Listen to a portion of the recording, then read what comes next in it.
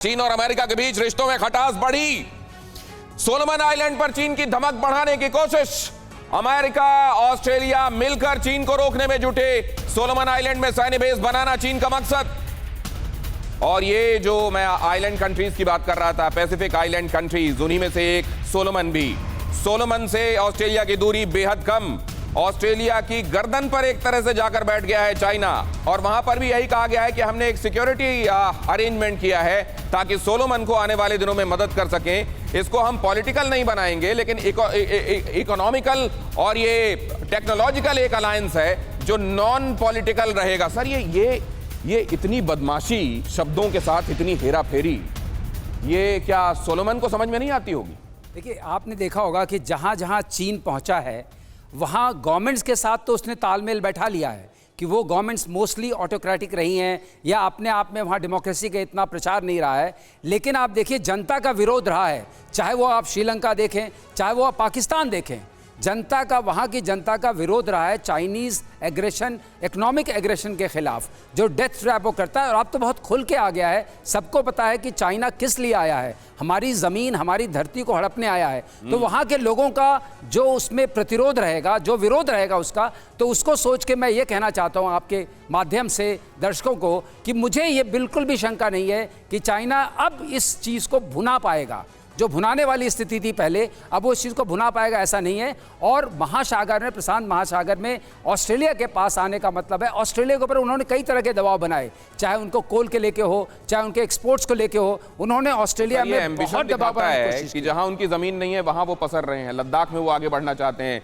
वहां आप south China सी में देख लीजिए, जहां पर आइलैंड नहीं है वहां आर्टिफिशियल आइलैंड क्रिएट कर दिए, और जहां आइलैंड कंट्रीज है वहां जाकर आइलैंड कंट्रीज को अपने ट्रैप में फंसा रहे हैं। जरा देखिए, चीन वर्सेस अमेरिका, ये अंधा एम्बिशन, हम इसकी बात कर रहे हैं और इसीलिए सर्वनाश की बात कर रहे हैं। सोलोमन में युद्ध का डंका, चीन वर्सेस अमेरिका।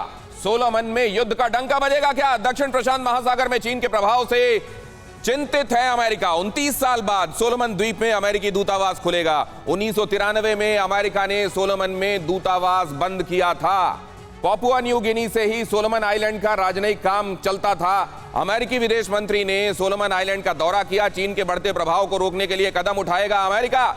सोलोमन द्वीप से चीन का आंशिक समझौता अमेरिका के लिए खतरा है। ये समझौते के तहत पैसिफिक में चीन की ताकत में डबल इजाफा होगा। हवाई, ऑस्ट्रेलिया, न्यूजीलैंड, अमेरिका के गुआम तक यहां से मार की रेंज बनेगी चीन की। अब आप समझ लीजिए सोलोमन कितना इंपॉर्टेंट है। यहां की संसद भी अमेरिका ने बनाई, लेकिन अब वहां जाकर दूतावास जो बंद कर दिया गया था, जो पापुआ न्यू गिनी से चलता था, वो जाकर खोला जा रहा है। मतलब ये डेस्परेशन में उठाए जाने वाले कदम है। क्या वक्त रहते प्रीएम्प्ट करने में चाइना के कदमों को अमेरिका और दुनिया नाकाम रही है? सतीश सर, अब देखिए, चीन का विस्तार आज नहीं, ये पिछले 3 दशकों से हो रहा है, और इस बात को भली भांति अमेरिका और बाकी पश्चिमी दुनिया भी समझ रही थी।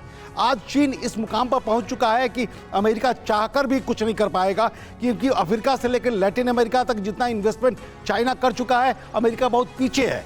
अब स्थिति यह है कि क्या चीन के द्वारा किए गए इन्वेस्टमेंट का महज मतलब केवल ट्रेड है? ना, ट्रेड बिल्कुल नहीं है। और कई वाक्य, मलेशिया से लेकर श्रीलंका से लेकर बाकी कई देशों में ये बातें बड़ी खूबी के साथ देखी गई हैं कि ट्रेड के साथ वो अपने वो तमाम हथियारों का विस्तार भी करना चाहता है, जिससे कि चीन को एक हार्ड पावर के रूप में, सॉफ्ट पावर के रूप में नहीं, एक हार्ड पावर के रूप में पूरी दुनिया कबूल कर सके, और एक हार्ड पावर के तौर पर पूरी दुनिया चीन को तस्लीम कर सके, कबूल कर सके कि तुम ही हमारे आका हो। और इसके लिए क्या क्या किया जा रहा है उसकी चर्चा हम कर रहे हैं। अड़ी सोमवार से शुक्रवार शाम 6 बजे सिर्फ TV9 भारतवर्ष पर।